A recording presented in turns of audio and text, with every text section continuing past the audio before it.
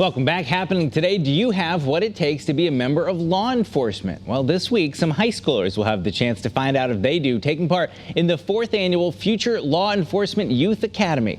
Channel 3's Eva Zamaris joins us. She's live at Yale Law School with a closer look at a week-long camp. Hi, Eva.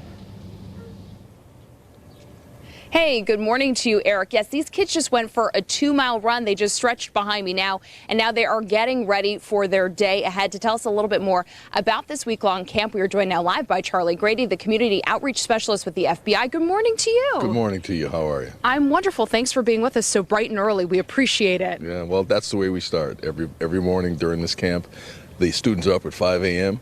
They go for a 2-mile run. They stretch, they exercise. It's good for the mind and the body for them to get ready for their day. They have an intense day, an intense week. So this is the way we start.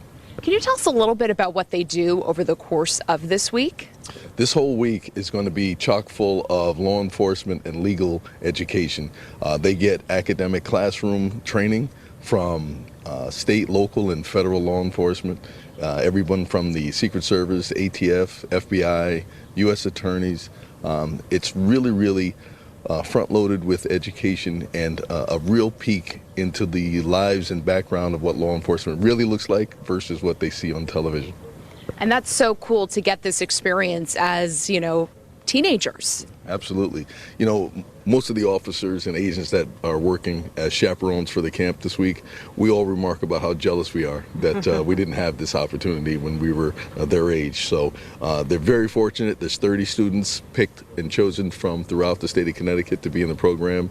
It's a 3-step process in order to be even entered into the program. So these 30 students are very special in their own way, and they represent all areas of the state of Connecticut. Almost every single county in Connecticut is represented in these 30 students, 15 boys and 15 girls. That's incredible. And for people that might be watching this on the news this morning, what do they need to know if a high school student is watching this and say, hey, I want to do this next year?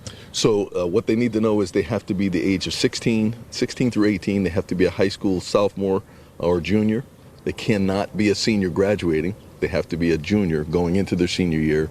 It's a 3-step process, as I mentioned. They have to do an essay of 500 words or less of a topic of their choosing, but they have to include the core values of the FBI: fidelity, bravery, and integrity. So once they do the essay, they impress us with the essay. We then move on to phase 2, where they get a telephone interview. And, oftentimes people are great at putting things on paper, but when it comes time to articulate and actually speak to individuals or interview people, that's a skill that we have to kind of assess early on. And then lastly, they come in for a face-to-face interview in front of an FBI panel, wow, as well as FBI and Yale University police panel. So it's a face-to-face interview just like a regular job. So if they make it through that, they deserve to be in that program. They'll be here. Well, Charlie, thank you so much for being with us this morning. We appreciate it. Thank you so much for being here. Well, we're going to have giving you a much closer look at this camp coming up at 6 o'clock. But for now, live in New Haven this morning, I'm Eva Zamaris, Channel 3 Eyewitness News. Eyewitness News this morning. We'll be right back after the break. Don't go anywhere.